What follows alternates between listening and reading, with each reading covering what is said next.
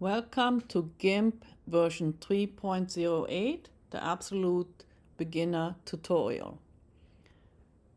This is your workspace on Gimp. When you just open up the software, to your right you have your filters and your brushes. Below you have your layers, and then there's additional options on the very bottom. To your left you have your tools, and then below the tools how you can set and adjust and customize your tools.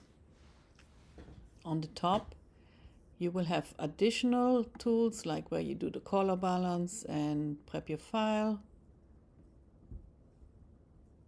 And once the file is imported, they will actually show on your list. Your tools to your left, let's go through them. When you hover over them, you will see what the tool actually does. So this was the cropping tool, the select tool, the free select tool, the rectangle select tool, the move tool. This one has a lot of goodies here. If you right click, you see all the options you have under this unified transfer tool. Just right click and you will see what each tool does. The warp transfer, the bucket fill, the brush tool, what also has the pencil, airbrush, ink, eraser tool, the clone tool, perspective tool and healing brush, the smudge tool, what also has the blur and sharpening, as well as the dodge and burn, the pass tool, the text tool, and the color picker. Lastly, your zoom tool. Let's get started. There's three ways you can import your file. You can drag your file into the software. If you have worked in Gimp, it will give you a list of files you last used, and you can open and go to the desktop to find the file you would like to use. As a true beginner, you would most likely end up clicking here and find your file.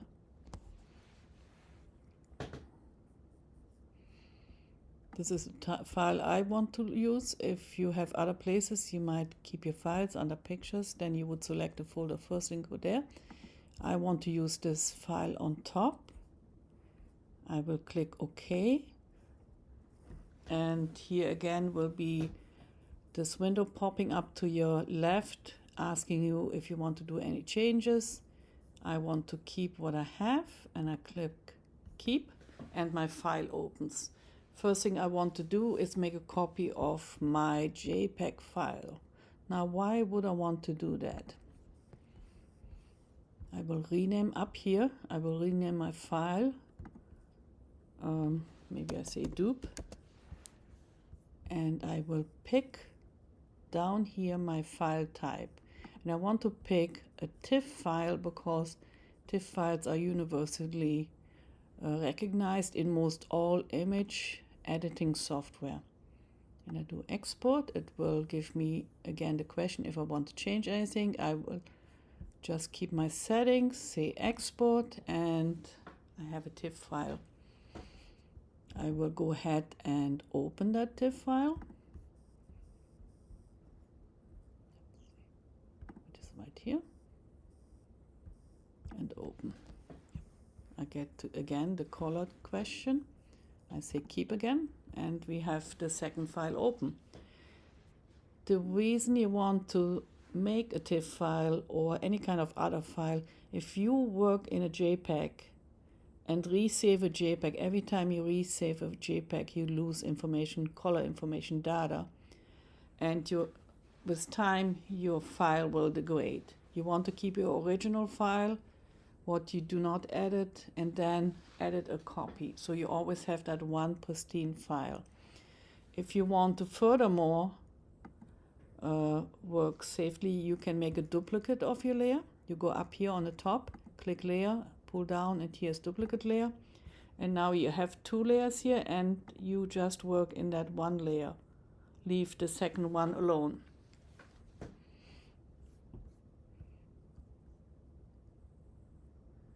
So the first thing we will address is the exposure. So I would like to make my file a little lighter. I go to exposure. This is the easiest for the true beginner, and I can make corrections here. Okay. And there's like an option for split, so I can see the changes I make. So this is for the absolute beginner, the easiest way to correct your exposure. I press cancel here. The intermediate would be under color, and you go to level. And again, you can make changes here and changes here, play around, experiment. You can also use the color pickers here.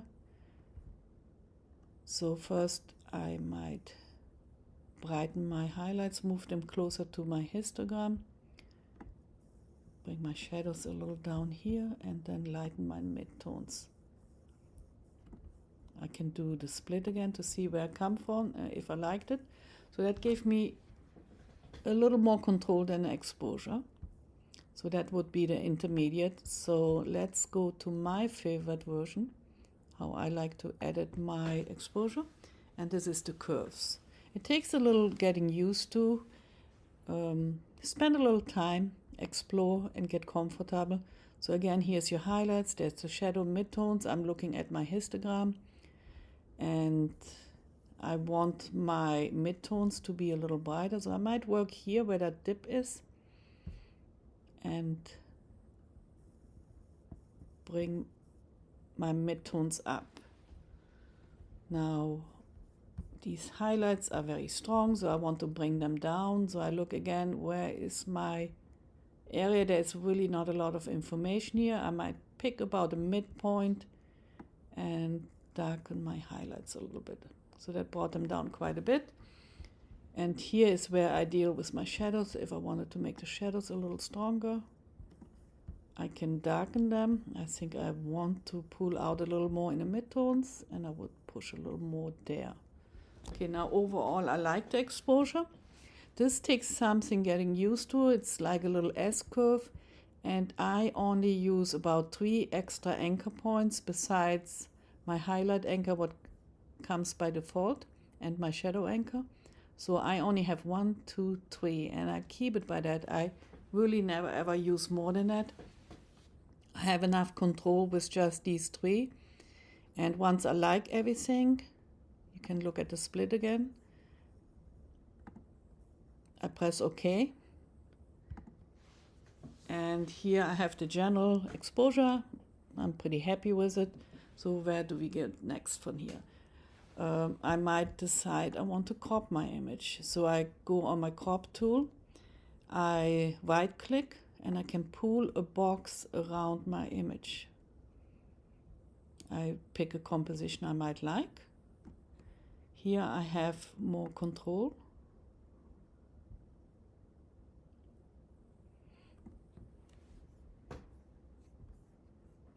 And when I click on here, my crop has taken. The next thing I might want to do, maybe bring down this light color a little bit and this light color. And there's a little blemish here. If I zoom in, you will see that. Maybe I want to fix that. And to correct this, I will opt for the healing brush. There's times where the cloning brush is better to use. The healing brush is more like a blending brush. Now this is already set pretty small on 25. If I wanted something bigger, this is where I change it. So here I have a little control. I can decide how much pressure I get. And, you know, so harshness, how hard my brush is. So play around here, get comfortable. So first I press Command or Alt to color pick where I want to get my color from to fix this area. So I do Command, select, and then I go here with my second circle after I release the command, and I will correct the area. But you see I went a little bit too far because my brush was above. It didn't line up, so you have to be careful. So let's do an undo and repick the area, but now I repick where it actually lines up. If I press Shift, I will get this little string here like a spider web, and I can go about it like that, or just simply do my sampling, Command Alt, and take my brush over for correction. And then because this area is lighter, I will re-select the color and fix so it matches. Sometimes here might be where you might want to use the cloning brush, because when you use something about blends, if the colors are too different from each other, it will create like a smudging effect. It's not very pleasant. Here's another area I would like to fix. Command or Alt, and I move over and just fix there a little bit. I will pick from maybe the darker area to blend this a little better. In between you want to save, so Command S and just save, and it will save the same file. If you want a different copy again, you can just save a different copy. So let's move over to, oh, there wasn't different, you see that spot? I can use the healing brush again. I select somewhere nearby and go over the area I want to fix, okay? And it blends right, it disappears. I will do save again. Let's zoom in a little bit, so, or out, so I can see what I'm doing. Now here's a bigger area. This is where I would then go ahead in my healing brush again and make my brush maybe a bit bigger. Let's start with 100 and see what that gives us. So here I see the brush, that's not too bad. I would again Command Alt if I want to have the little spider string.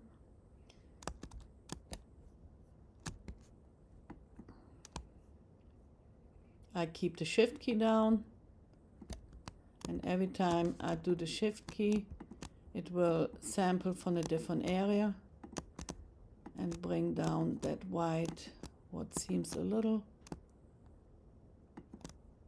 destructive to the eye. It just gets too much attention, and you can pretty much do it until you're absolutely happy. Okay, I see a little bit the rim here, so I might want to blend that a little more. Same around here, do a little more blending, but it's a little darker now. The same with this one. I don't like these sharp edges here. I might pick from the lighter area and work on this section, and then from the other side perhaps,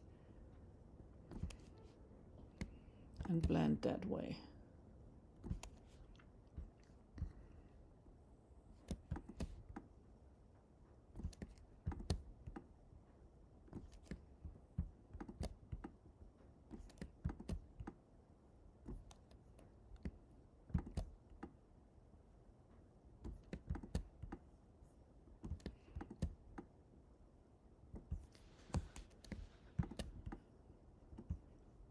Okay.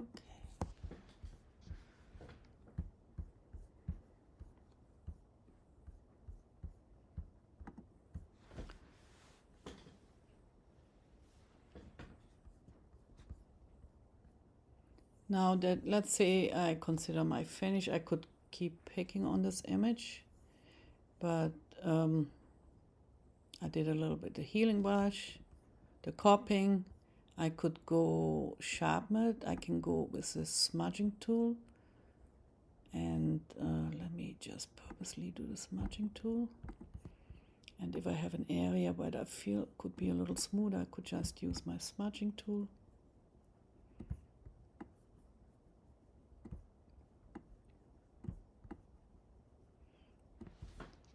But there's better ways to do that, or I could go ahead the blur tool, make the background already what is already soft or even more soft, but there's no reason for that either right now. It's soft enough. So let's go to edit to save. If you wanted to add text to your image, you could write text.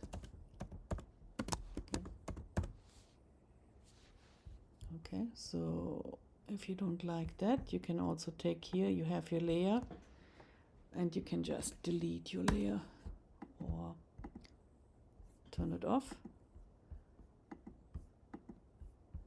Let's see.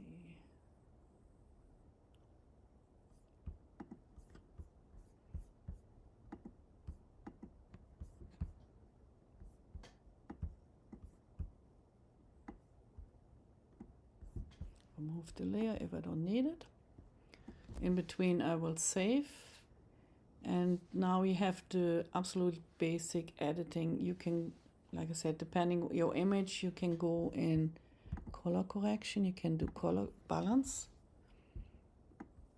You can change your colors here, you can turn it into black and white as well. Here you have your shadow, midtone and highlights. You see, magenta. So you have a little control. If you have a color shift, this is where you would go. Now it looks more like a sepia tone, but make sure you know where you're working if you're in highlights, because the highlights affect just the lighter areas, you see. Let's move that back. If you're in a shadow, it will affect this area. So you can actually create some fun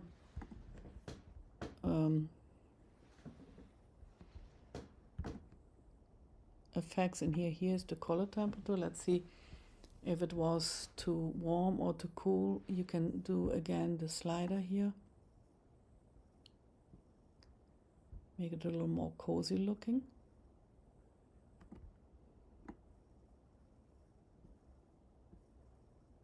So it can be quite fun, really cool.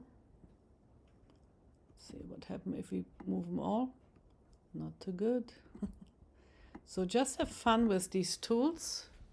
Do a cancel because we don't need this. You have chroma, hue and saturation, shadow and highlights, contrast. Work yourself through them and get really familiarized. I gave you today the very super basics. It gets you from A to B on the very limited purpose, you know, to get anything better than just right out of your camera. Challenge yourself, get to know the software. So let's say you're happy with this. I think actually I want to do one more thing.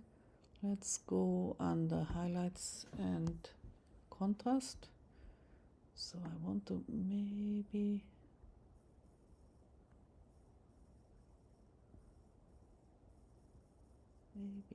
just a tiny bit. Let's see.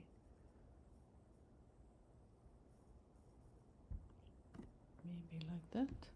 Let's see the shadows. It's not doing actually too much.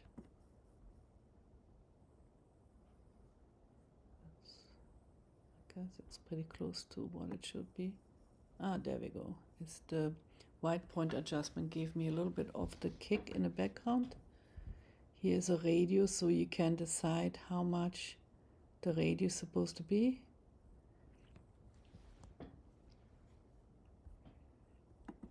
Okay, and then I will go to export. So now I can do a save. So everything I did so far is saved, and then if I want another JPEG again, I will go export. Will go under here the file select again and choose JPEG. So I do not need the extra large, so I will pick just a regular JPEG, export. Pick my quality. If I use it on the web, I might pick a smaller size here if my file is too big. And then I go ahead and do export here. And now I have a JPEG file and a TIFF file. I can go back to the original. So here you have it. Just keep tinkering in the software and get familiarized. See you in the next video. Thanks for watching.